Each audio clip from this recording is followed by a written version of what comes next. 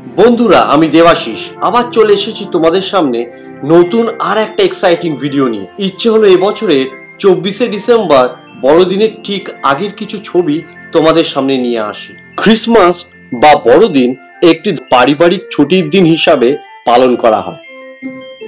Christmas উদযাপনের ঐতিহ্যটি বেশ কয়েকটি ইংরাজি ক্রিসমাস ক্যারল যেমন হেয়ার উই কাম এ ওয়াসেলিং বা ডেক দ্য হলস দ্বারা চমৎকারভাবে চিত্রিত হয়েছে। এটি ক্রিসমাস কার্ড পাঠানোর অনুশীলনেও দেখা যায়, যা 19 শতকের ইংল্যান্ডে শুরু হয়েছিল। এই ক্রিসমাস উৎসবের সঙ্গে সান্তা ক্লজ অঙ্গাঅঙ্গিকভাবে জড়িয়ে রয়েছে।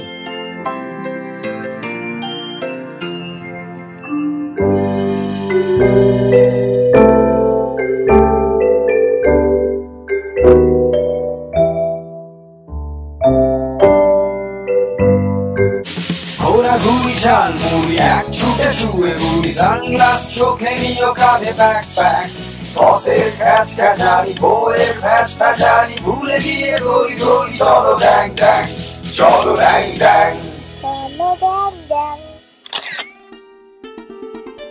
প্রথমেই শুরু করলাম কেষ্টপুরের এমানুয়েল চার্চটি দিয়ে।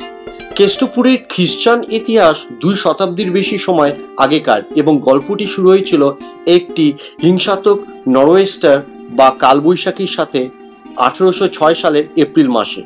ঝড়ের একটি বিধ্বংসী প্রভাব ছিল এবং মোট 47টি বাণিজ্য জাহাজ ক্ষতিগ্রস্ত হয়েছিল। 47টির মধ্যে মাত্র 5টি জাহাজ ঝড় থেকে বেরিয়ে এসে বিদ্যুৎধরী নদীর মুখে ঠেলে দেওয়া হয়েছিল।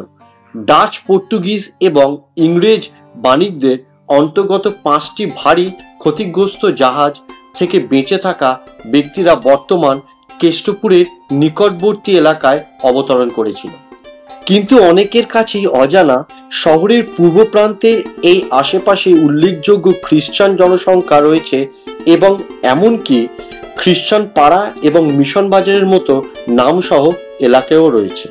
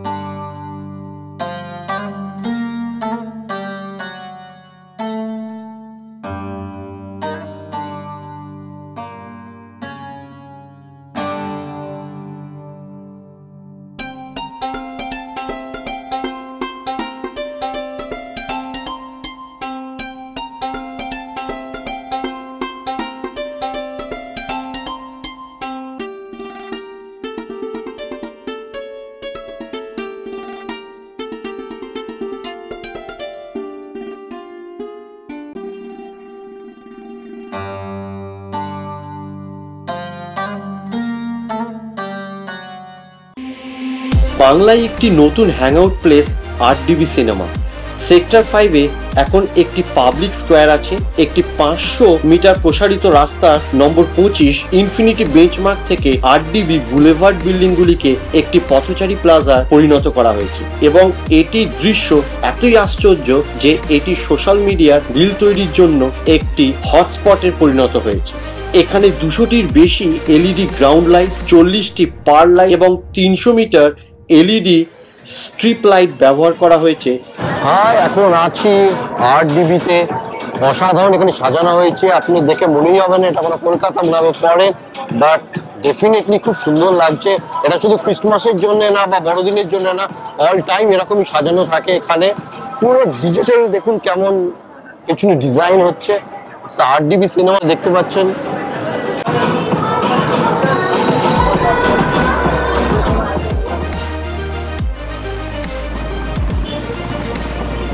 বছরের শেষ কটা দিনে যে জনজোয়ার ওঠে পার্ক স্ট্রিটে, 25 তার প্রথম রাত। এই শহর আনন্দ ভালোবাসে, আবেগ ভালোবাসে, সংস্কৃতি জোয়ারে ভাসতে চায়। 25শে ডিসেম্বর সেই তৃপ্তি বছরের পর বছর শহর কলকাতাকে দিয়েছে। সান্তা টুপি, ফু দিয়ে বাবুল তৈরি, চিড়িয়াখানার বাবু বাবিদের রকম সকম সব প্রাণ ভরে দেখতে চেয়েছে।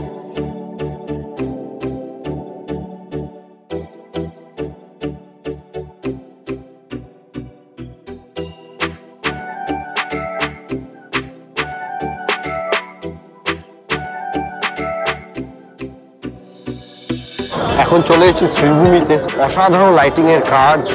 এই গ্রামের মানুষদের উৎসবে অনায়াসে যোগ দিতে পারে।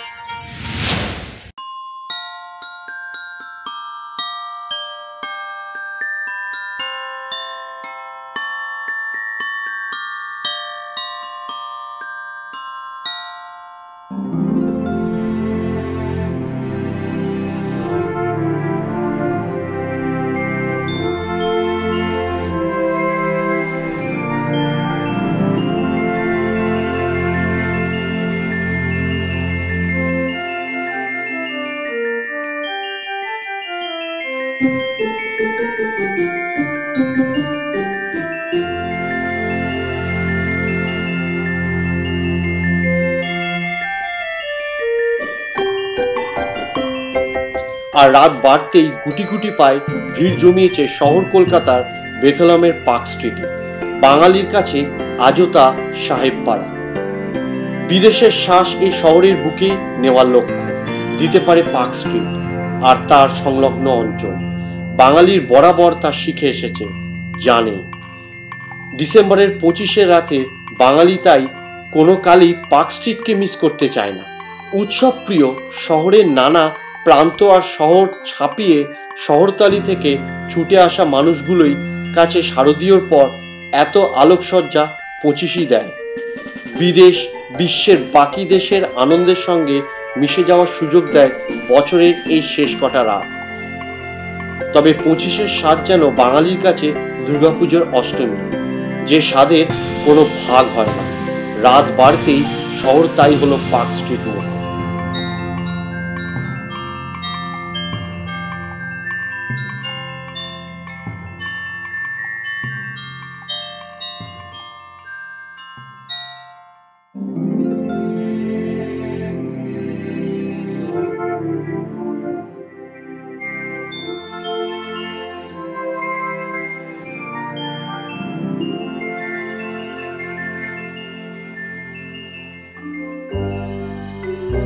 এখন চলে এসেছি রফি আহমেদ স্ট্রিটে, প্রভু যিশুর গির্জা।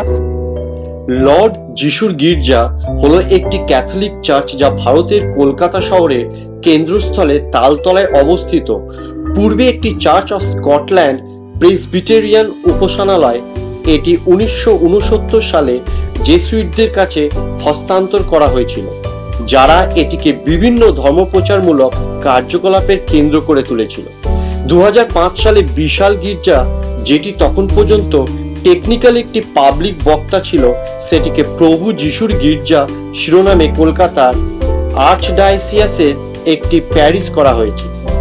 গির্জায় পালিত ধর্মীয় সেবার বৃহত্তর অংশ বাংলা ভাষায়।